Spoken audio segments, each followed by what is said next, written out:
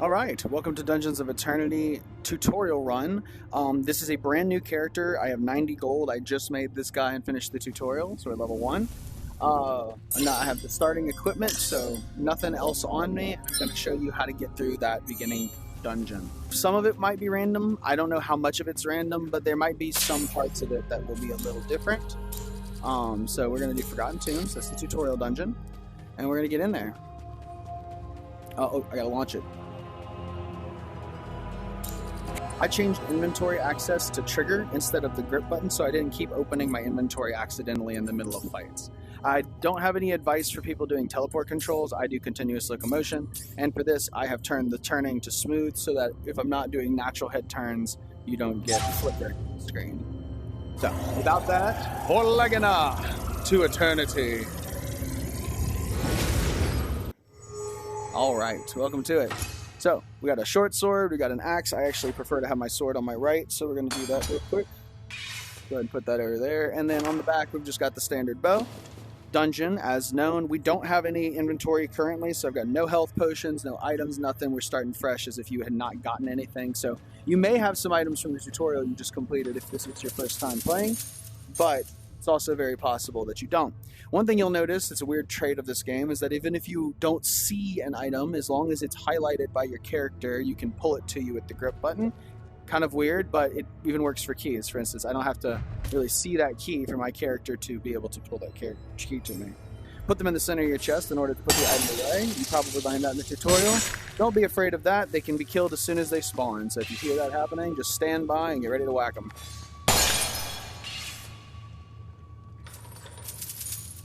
Let's keep moving. Our first goal, at least my first goal in any dungeon, is to find the map. When we're fighting monsters, this should not be the part that's super difficult. Just wait for the monster to attack, back up, and hit the monster. Pretty straightforward stuff. Most of the monsters at this level of the game are not strong enough to really pressure you in any significant way, so there's really no need to be intimidated by them. We're going to be collecting our keys here. Collecting our keys here and our potions. Zombies, pretty straightforward. You can deal with them. They attack a little faster than skeletons. If you want to be a little crafty and you're better at below than me, you can just shoot them at close range like that and just kind of slowly back up till they're dead. And now I'm going to finish the fight without less explanation, so enjoy.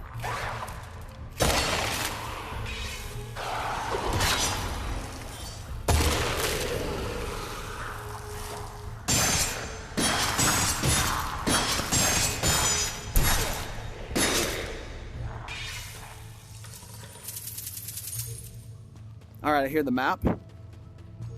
You're listening for that, and that's your map. Probably already know about the map. Map's an excellent tool. This is going to be, for the tutorial, this is going to be our final room. So we can explore the rest of this, but specifically the question that was brought up in the Discord was about how to fight that final boss. So I'm going to be making kind of a beeline for that. I'm not too worried about this character, so I'm not so much about getting all of the fruit. So I'm going to collect a few potions along the way just to have some resources to work with. Grab the keys just in case I find a cool chest at the end. And we're going to make a deadline. We are going to need a key for this, so we'll have to do a little exploring.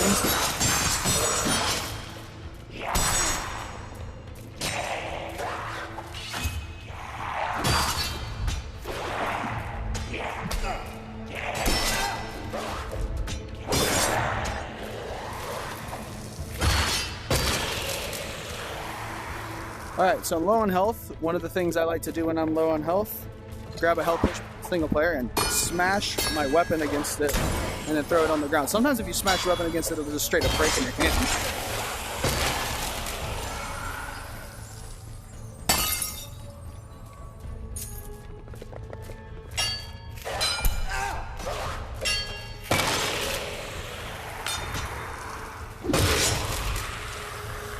Rib cage. Remember, your weapons teleport back to you, so don't be afraid to just toss them. They will be back to you until the devs change that. Use it.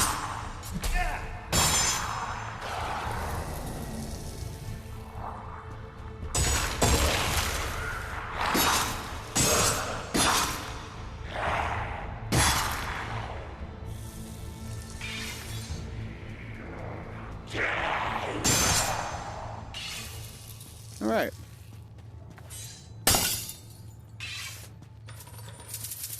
we're looking for that key, and I have a feeling it's going to be in the room across from us, so we're going to just go over here and take a look. Do I see the key stand? I do. You can always peek through these rooms to kind of get an idea of what's in there before you waste your time. Because once you're in here, the monsters start spawning, and obviously that does make things a little more difficult.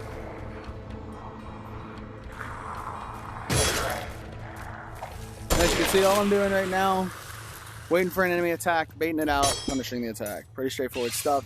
Enemies don't attack fast enough at this level really to be too scary. I want to see if I can show this off better. Yeah, like that. I slam the hand. If your character would try to grab the blade or something like that, it will smash the potion on the ground. Really quick way to get that out if you don't feel like popping the cork and slamming it, or if you can't chug it because it's too stressful for whatever reason. Alright. Now, with skeleton key in hand, we're going to go ahead and unlock this door. And I believe we've got 3 more rooms to the end.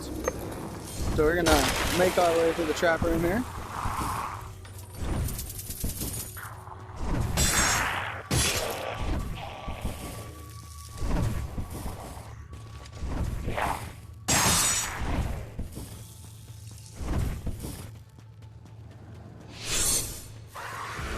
Sealed in, let's fight.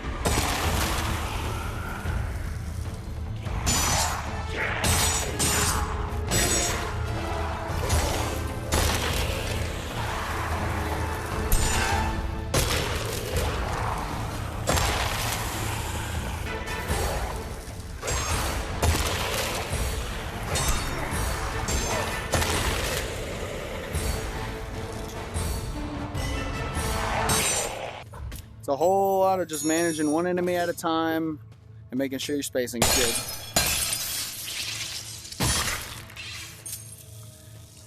There are things in this game that stress me out, but being swarmed by enemies isn't one of them. Alright.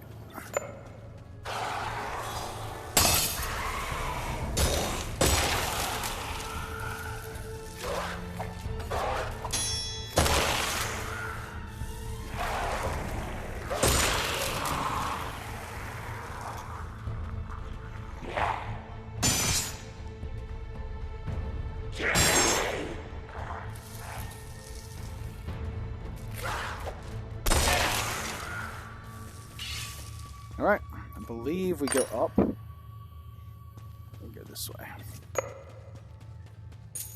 Another fun trick for new players who have not tried multiplayer yet is you can drop the map so everybody can look at it. Alright, last room.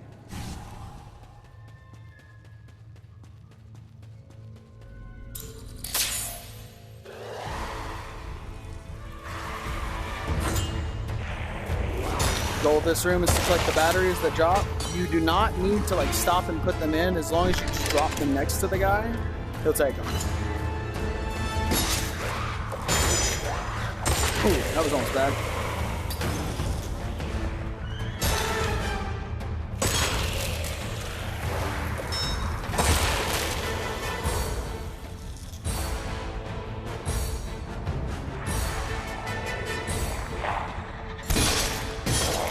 I didn't even know you could dismember people in this game. Ha, it's never happened before for me.